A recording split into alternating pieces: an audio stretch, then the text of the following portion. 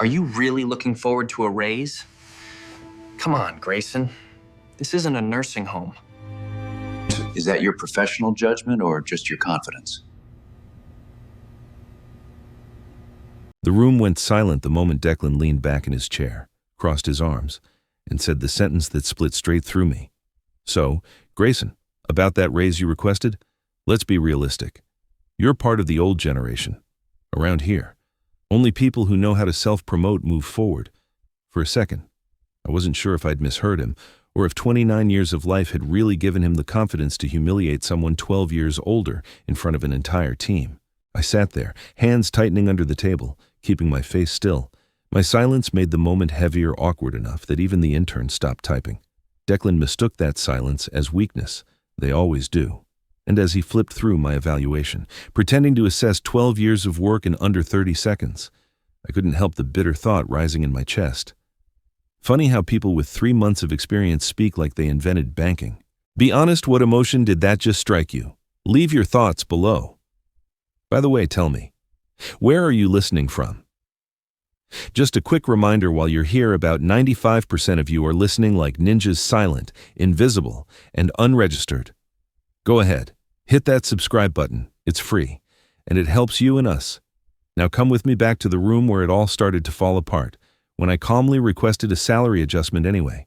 His expression shifted, not to consideration, no, to amusement. He let out a quiet, smug laugh, the kind a child makes when they realize they've found a new toy to break. Then came the twist I didn't expect but should have, while pretending to review my file. He angled his phone under the desk and snapped a photo of my evaluation screen, ready to send it to whatever group chat he used to feel powerful. He thought he was documenting a victory. He thought humbling me made him a leader. I didn't move. I didn't speak. I only stared at the reflection of his grin on the glossy table surface and felt something inside me shift, quietly but irreversibly. At first, I tried to steady my breath, but the sting from that meeting wouldn't let go. As I walked back to my desk, the fluorescent lights felt harsher than usual, cold, clinical, too honest. And for a moment, I wished I could peel back the years and show them everything they never saw. Because behind the quiet man they dismissed so easily was someone who had carried this place through storms they still bragged about surviving. 12 years ago. During the liquidity crisis of 2020, I was the one who stayed behind when everyone else rushed home, terrified the bank would fold before morning while executives scrambled for someone to blame. I rewired our short-term models, rerouted capital, and kept us solvent through a night that should have ended in collapse. No one remembers that part. They remember the press release, the one with the CEO's signature, claiming strong leadership carried us through uncertainty. Leadership. Right. Then came the pandemic, when the city shut down and half the staff refused to step inside the building. I slept on the break room couch for 3 nights straight to stop the settlement system from crashing. I ate vending machine pretzels for meals. I fixed a credit flow error at 3 a.m. with a flashlight because the power kept flickering. Nobody applauded. Nobody even asked if I'd made it home safely. But my father would have understood. He was a safecracker, not the criminal kind, the repair kind. People trusted him with their most guarded possessions, he always told me. Never hand money to someone who doesn't respect it. I didn't fully understand that lesson until today, sitting across from a manager who treated the bank's liquidity like a decoration on his resume. Dad passed 3 years ago, but sometimes I still hear him in the back of my mind, steady, patient, warning me to pay attention. Now it's just me and Mom. I take care of her the way he took care of us since his heart gave out. I've been the one driving her to appointments, managing her medication, making sure she doesn't slip on the kitchen tiles. The hospital bill I opened this morning, the upcoming heart surgery, felt heavier than all the numbers I've ever moved across a screen. I needed support. Instead, I got a lecture about being old school. As I sat down at my desk, my phone buzzed. A message from an old colleague, someone who remembered the nights we saved this place without sleep if you asked for a raise and they still said no. Grayson, then something's really wrong over there. I stared at the words for a long moment, feeling the truth settle deep and heavy. For the first time in 12 years, I wondered if I'd been loyal to the wrong people. The hallway felt strangely quiet as I made my way back to my desk, but this time the silence didn't sting, it steadied me. I sat down, exhaled slowly, and opened my inbox, trying to calm the heaviness still lingering from the morning. That's when I saw it, an email flagged in gold, addressed not to Grayson Wells, senior liquidity analyst, but to Mr. Wells' ultra-high net worth client. For a second, I thought it was a mistake. Then I clicked it. It was an invitation, a private meeting for clients in the bank's highest tier. The kind of message sent only to people whose balances shape quarterly reports. People the bank would never dream of insulting. People they would never tell to be more self-promotional. People like, well, me. I leaned back, letting the realization unfold slowly, calmly, like a curtain being pulled open. They had spent the entire morning belittling the one client they couldn't afford to lose. That account, my account, was the family legacy I'd inherited after Dad passed. A construction empire built with his hands, long before spreadsheets and liquidity models existed in my life. $217 million. Deposited here because Dad trusted the stability of this institution. Money belongs where people respect it. Son, he used to say. I honored that belief. I honored him. But now, as I reread the email, another weight settled on me. The company needed to release a massive payment in 48 hours to lock in our bid on a hospital expansion project. If the bank froze transactions because of liquidity issues, the entire deal and years of my father's work would be jeopardized. My personal humiliation was one thing. Putting my family's business at risk was another.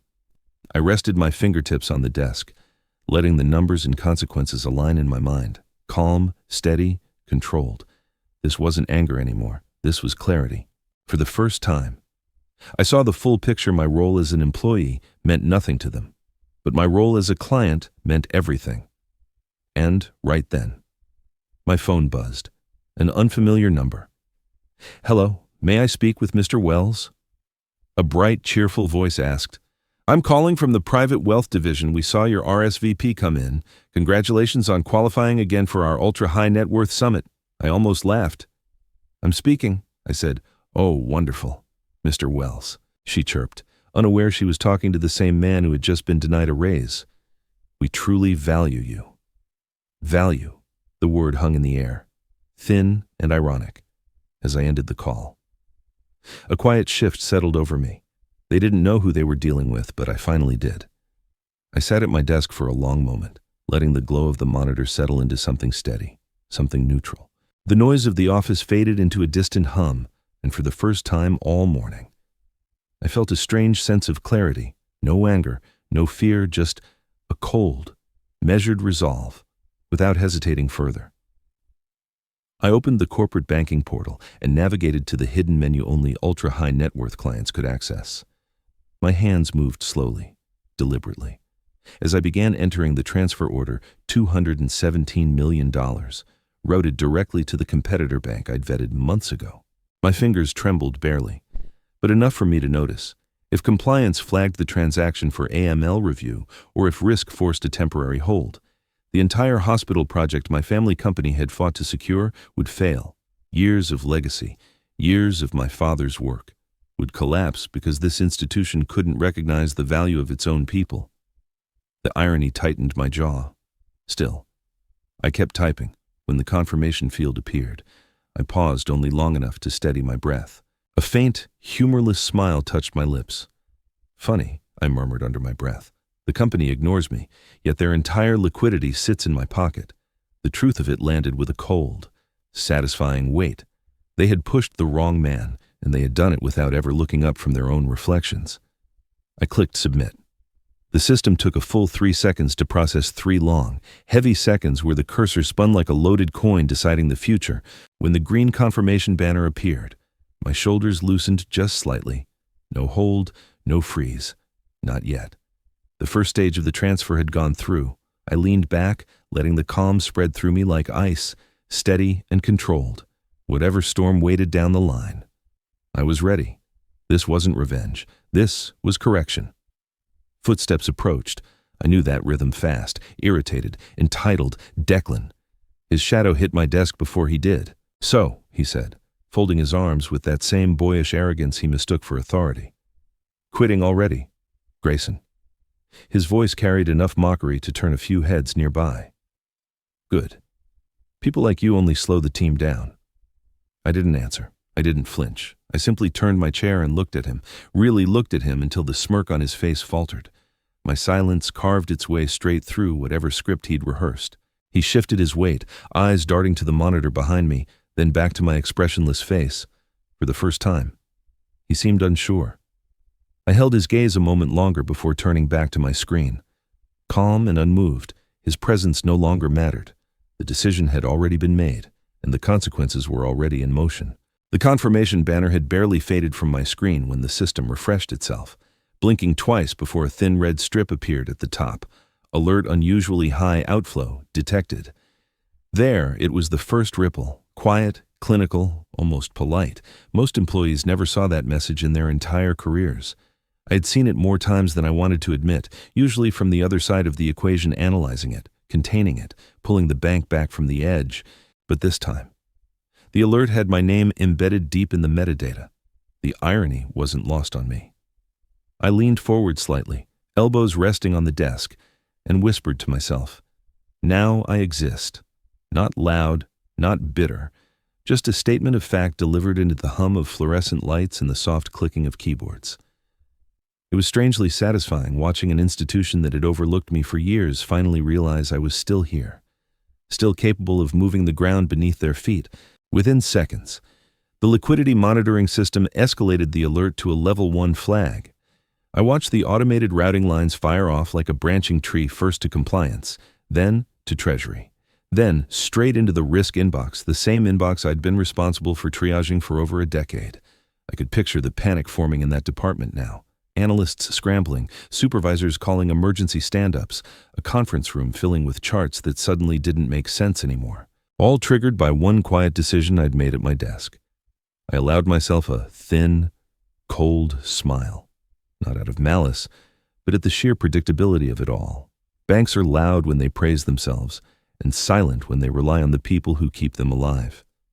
Today, the silence finally spoke back, a few desks over. I heard footsteps and the soft thud of Declan dropping into his chair. His keyboard clattered aggressively, always typing like he wanted people to hear how busy he was. Then his voice cut through the air in a frustrated mumble. "Who the hell is pulling a VIP-level withdrawal today?" I didn't turn. I didn't breathe differently. I simply kept scrolling through my emails, pretending to read something unimportant while the corners of my vision caught his irritation building. He clicked the report again, louder this time, as if volume could give him clarity. "Seriously," he muttered. "What idiot client chooses right now to yank that kind of money?" He had no idea I was sitting 10 feet away.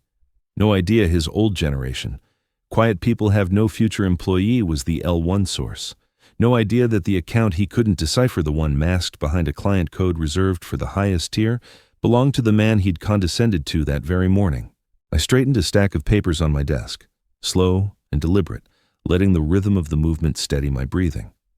The office buzzed around me, unaware that the first thread had already been pulled, and I didn't need to look at Declan to know he was sweating. The system had finally whispered a truth he couldn't handle. I was no longer invisible. By the time the clock on my screen blinked 1 o'clock p.m., the office had shifted into a strange kind of tension, quiet, vibrating, waiting. I felt it before I saw anything, the way the air changes right before a storm rolls in. Then my inbox flashed with a new message marked in red, stamped with a seal I knew far too well. Federal Reserve, emergency liquidity notice. I opened it, breath held without meaning to. Your institution must prove liquidity within 24 hours or enter special supervision. For a moment, all I heard was the faint buzz of the overhead lights. Special supervision wasn't a slap on the wrist, it was a federal chokehold. Once applied, every transaction over a certain threshold froze, all discretionary spending halted, and the bank's reputation took a hit it rarely recovered from. I sat back in my chair, pulse climbing, not from panic but from the sheer weight of what I had just set in motion across the floor. A door slammed open. The CEO, usually composed to the point of boredom, burst out of the executive wing with the frantic energy of someone watching their house catch fire. His face had drained to a color that didn't look healthy on anyone. "Where's Wells?" he shouted to no one and everyone at once. "Where's Wells? We need him, now." I didn't move. I didn't even blink. Because at that moment, I was sitting in the HR office, sliding my resignation letter across the desk with the same steady calm I'd used while transferring my family's fortune. My employee badge sat on top of it, cold plastic. Meaningless now. The HR manager blinked. "Are you sure?" "Grayson, I'm sure. Back in the boardroom, voices rose, chairs scraped, someone dropped a stack of files. And then, just loud enough to cut through the chaos, a young analyst's voice trembled. "Sir, I checked the client code on the outflow. The VIP account that triggered the federal alert," the CEO snapped. "Well, who is it?" The young man swallowed hard. "Code matches a client named Grayson Wells." Silence, thick, paralyzing, a pause so heavy it seemed to bend the air around it. The CEO's mouth opened, closed, then opened again, no sound coming out. One of the directors leaned in, whispering something like a prayer or a curse. Someone else muttered, "That can't be right." But the young analyst only held up the report with shaking hands as if offering evidence in a trial. In the hallway. I stepped out of HR, the door clicking shut behind me. My badge was gone, my resignation submitted.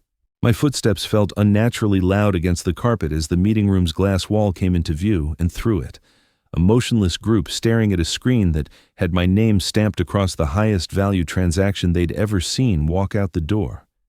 They finally knew, and I finally breathed, the moment I stepped back onto the main floor. The atmosphere had already shifted into something wild and electric panic humming beneath every breath. Phones rang without being answered. Desks that usually echoed with small talk now felt like stations in a sinking ship. I hadn't even reached the corner aisle when the first announcement hit the internal feed payroll delay due to system review. Please stand by. 4,000 employees. 4,000 paychecks frozen in place because of one transaction. The weight of it settled in the room like smoke. People leaned over cubicles, whispering sharp, fearful questions. A supervisor tried to calm a cluster of analysts, but his voice shook too much to be convincing. Then another alert came through, this one louder. Sharper M&A transaction, temporarily suspended, pending liquidity verification, 2 mergers, months in negotiation, instantly put on ice. Executives raced through the hall with urgent folders clutched to their chests, all heading toward the boardroom as if gravity had shifted and pulled them there. I slipped through the corridor just as a group from Treasury practically collided with one another. One muttered, "This can't be happening," while another hissed back. Federal oversight over a single client withdrawal. Who the hell has that kind of leverage? They still didn't know. Not yet. And then the final blow landed. An email alert flashed across every monitor. Moody's outlook revised to negative. Collective dread rippled across the floor. A rating drop wasn't just bad news, it was public, permanent, and expensive. People who had spent years building their careers here suddenly looked like refugees from a collapsing empire. That was when the CEO's voice exploded from the executive wing, slicing straight through the chaos. Who treated Wells this way, who his footsteps thundered down the hallway, face flushed with fury, fear, and the unmistakable expression of a man realizing the hole he was standing in had no bottom. Declan followed several steps behind, pale as printer paper. The confidence he'd worn that morning was gone, completely burned away by the firestorm he'd helped ignite. The CEO spun on him so fast the air seemed to crack. "What did you say to him? What did you do?" Declan stammered, eyes darting around as if someone else could answer for him. I didn't know, sir. I just refused his raise. That's it. I swear that's it." A director, red-faced and shaking, got right in his face. "You refused a raise to Wells." Declan swallowed hard. "Yes." "But do you understand what you've done?" the director roared, voice echoing across the room. "You turned away the one person we couldn't afford to insult. Wells is our largest client, the withdrawal that triggered this entire meltdown." It was as Declan's breath hitched, his knees actually buckled. The reality finally cracked through his arrogance, leaving nothing but terror behind, around us. Alarms continued flashing. Systems kept stalling. Departments scrambled without direction. Everything was breaking at once, and all of them were finally confronting the truth. The collapse had a name. And it was mine. The call came just as I stepped outside for a breath of air, my first real breath since the morning. I hadn't even made it past the lobby when my phone lit up with the CEO's name. For a man who normally spoke like every sentence deserved a press release, his voice now sounded shredded at the edges. "Grayson, the bank is collapsing. I'm begging you. Bring the money back. Please." The words spilled out in a panic I'd never heard from him before, not in all my 12 years, not even during the worst liquidity nights of my career. A part of me almost admired how quickly power could evaporate. I stepped aside, letting the revolving door spin behind me. "If you want to talk," I said calmly, Put me on speaker. He didn't hesitate. A quick shuffle, a beep, and suddenly the entire room was on the line. Every executive, every director, every person who had spent years ignoring the quiet man in the back row. The silence on the other end was sharp, expectant, and shaking. Then I heard Declan's voice, thin, unsteady, stripped of all arrogance. "Mr. Wells, I didn't know. I swear, I didn't know." He sounded like someone trying to climb out of a hole he'd dug with his own hands. I let the moment breathe, just long enough for the tension to press into the room. Then I answered, my voice low and surgical. "You didn't know because you never cared to know. You never looked at the people you were talking to. You never bothered to learn who mattered." A small gasp traveled across the line. Someone muttered something under their breath. Declan stayed quiet, finally understanding the value of silence, as he withered in the background. My phone buzzed with another call, waiting. It was the executive manager from the competitor bank. I put the CEO's line on hold for a single, deliberate second, then switched over. "Mr. Wells," the manager said smoothly, "your transfer is cleared. We can release the hospital project funds this afternoon. No delays." A wave of relief warmed my chest. Cool. Steady. Perfectly timed. The last danger to my family's company had vanished. "Thank you," I said, then switched back to the chaos. The CEO didn't waste a second. "Grayson, tell us what you want. Anything. Anything to fix this." His desperation pulsed through the speaker, carrying the sound of breathing, shuffling papers, maybe even a few tears no one wanted to acknowledge. I looked up at the building tall glass, bright logo, a monument to people who believed they were untouchable. And then I asked the question that had been waiting since 9 o'clock that morning. "Tell me, gentlemen, now that your systems are frozen, your mergers are gone, and your credit rating is sinking." I paused, letting the silence tighten, letting them feel it. Who's the one that's really easy to replace? Not a single voice answered. For the first time all day, the entire board finally understood the truth, and I didn't need to say anything else. By the time the official notice went public, the damage was already irreversible. The bank I had given 12 years to 12 years of late nights, crisis calls, and invisible victories was now formally placed under special supervision. The announcement hit the internal system first, then spilled across financial news feeds, stamped with the kind of headline no institution ever recovers from. Watching it unfold didn't bring the rush of triumph I expected. It felt quieter than that, deeper, almost reflective. A strange, calm satisfaction settled over me, like the last piece of a puzzle finally clicking into place. Within hours, the CEO was removed by the board. No ceremony, no parting speech, no graceful exit, just a blunt internal memo that read more like an obituary for his career. A man who once strutted through the building like he owned the sky now left through a side entrance, head down, jacket wrinkled, the weight of failure crushing every step. I didn't celebrate. I simply noted it the way one notes the weather expected. Inevitable. Overdue. Declan's fate came next.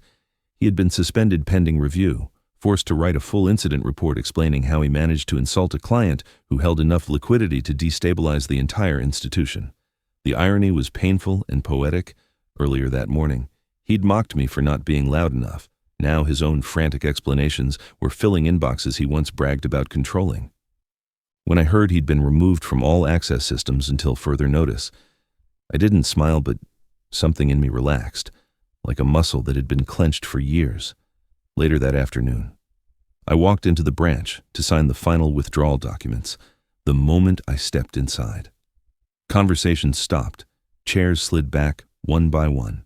Employees stood up not because of my title, not because of my job, but because of who I truly was. For 12 years.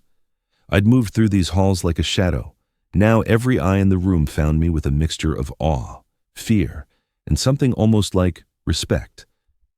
A manager approached with trembling hands and offered me a pen as if it were a ceremonial object. Signing my name felt strangely weightless. No bitterness, no anger, just completion. As I turned to leave, a flash of movement caught my eye, at the far end of the room, tucked beside the cubicles. Declan was packing his belongings into a cardboard box the same way I had once imagined I might. After so many years of quiet work, no one noticed. His shoulders were slumped, his confidence was gone, and for the first time, he finally understood what it meant to be on the receiving end of disregard. He looked up briefly. Our eyes met. There was no hatred there, only recognition. The recognition of a lesson learned far too late.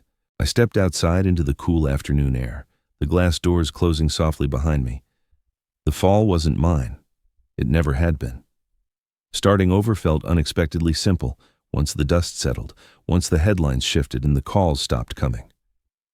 I woke up one morning with a strange sense of space, like someone had opened a window in a room I hadn't realized was suffocating me. That was the morning I decided to put my skills to use for people who actually valued them. By the end of the week, the paperwork for my own liquidity risk consulting firm was filed, and by the end of the first month, 3 regional banks had already signed contracts, each one eager to avoid the kind of disaster my former employer had just survived by inches. For the first time in years, I didn't feel small. I didn't feel overlooked. I felt necessary. Not to a corporation that forgot my name between meetings, but to institutions that truly understood what steady hands were worth. The timing couldn't have been better for my family, either. Mom entered her heart surgery with every bill prepaid, every form covered, every worry lifted.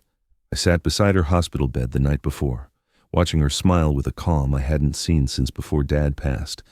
She squeezed my hand and whispered, "Your father would be proud of you." And for the first time in a long while, I believed it. I wasn't just providing for her, I was honoring the lessons he'd left behind. Lessons about respect, legacy, and knowing when to walk away from people who can't see value even when it's saving them. My days took on a new rhythm. Meetings that once drained me now energized me. Clients listened, truly listened to my recommendations. Teams asked questions instead of dismissing them. And every contract I signed felt like stitching back pieces of myself I hadn't realized were torn.